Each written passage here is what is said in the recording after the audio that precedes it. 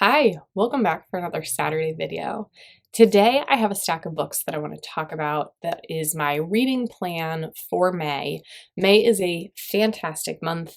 I am just a little bit biased because it is my birthday month. All of the books that I picked I think are really fun. They're very heavy on YA with one adult nonfiction to help meet my goals through the year. And I am very excited to host my first readathon with you all. So without further ado, let's get into talking about the books that I've picked out to read over the month of May.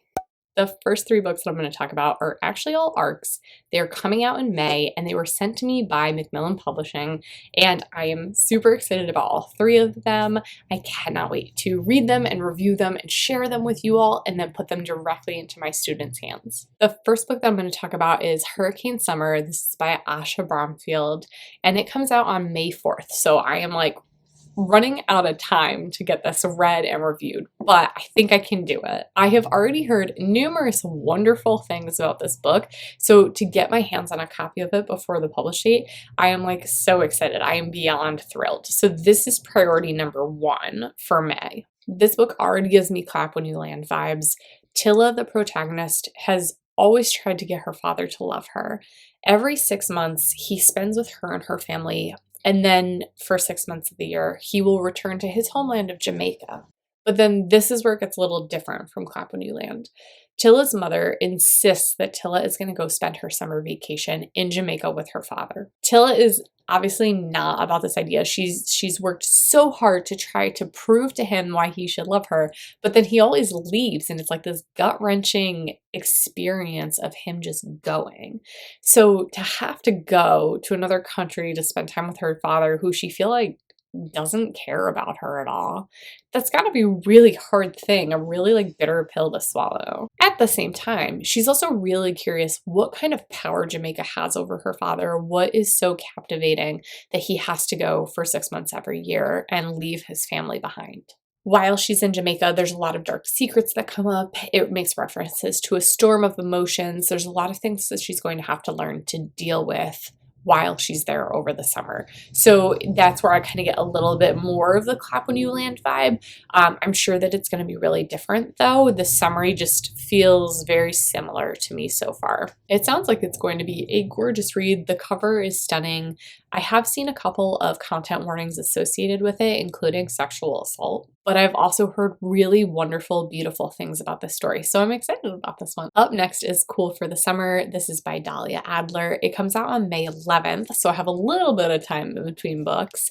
This is an LGBTQIA+ novel. This story is about Lara, and she has only ever had a crush on one person throughout high school, and that is Chase. He's kind, he's sweet, he's sensitive, he's dreamy, and she loves him. But she's haunted by this memory of spending her entire summer romantically involved with Jasmine, who, as Lara and Chase are talking in front of their lockers, Jasmine walks into the school. So she must be new. It doesn't necessarily say, but I'm going to go with that's probably the case because it seems like Lara had never met her before. And then it says, what's a girl obsessed with a boy and a girl supposed to do? So there's some kind of love triangle going on here. And it just seems like it's going to be maybe a really funny read. This story sounds like it is all about love and wit and self-discovery and just piecing together their own identity. This book seems witty and fun and a perfect summer read. Up next is Tokyo Ever After by Emiko Jean, and this comes out May 25th, I think? Yeah, May 25th. The protagonist, Izumi, has grown up in a single-parent household in California. She's Japanese American. She just always feels like she never really fit in. It's always been her and her mom against the world. Nothing's gonna stop them. Until one day, she discovers a clue about her unknown father's identity, and it turns out that her father is the Crown Prince of Japan. How cool is that? That means that she is, in fact, a princess. So there's a lot of almost Princess Diary-esque kind of vibes going on with this already, and I am totally here for it. Izzy ends up going to Japan to go be with her father and to get like princess training. And she finds that being a princess is more than wearing ball gowns and going to tea parties, but there's like a lot of actually like serious backstabbing stuff that's going on, and she has to constantly be on her guard. It talks about a handsome bodyguard who might be her soulmate, so that's an interesting twist.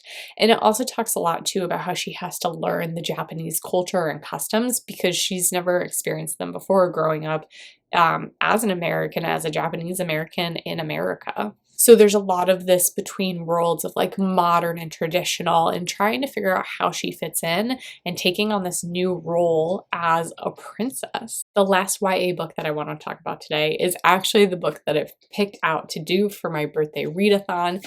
And that goes to Ziggy, Stardust and Me by James Brandon. This is his debut novel, and I am so excited about it because I am a huge David Bowie fan. I talked all about this in an Instagram post. Oh, like my biggest regret in life is not seeing Bowie live when he was touring with the reality tour. And like, yes, I was like 12 or 13, but I knew that I wanted to see him live, and I'm biggest life regrets over. Back to the book. This book takes place in 1973. It is at a time where being gay is considered a mental illness, and there are ways to solve your mental illness and make you normal again.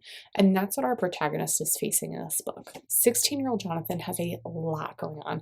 He doesn't have anyone. His dad, I think, is an alcoholic. He has one friend. He kind of reverts into this like fantasy alternate dimension of his brain where he connects with his dead mom and dead relatives and David Bowie and Ziggy Stardust, and it's kind of like just this alternate reality for him. While he's going through this program to fix him of his mental illness, his gayness, he meets this boy named Webb who is Lakota. Webb is super broody. He's also gay. Jonathan doesn't want to be like him, but they have this connection that they're drawn to each other and they become each other's escape of sorts. I picked this book not only for the title and because of David Bowie, but I really think that this is going to be an interesting story, and I hope that it plays out in a way that I just love.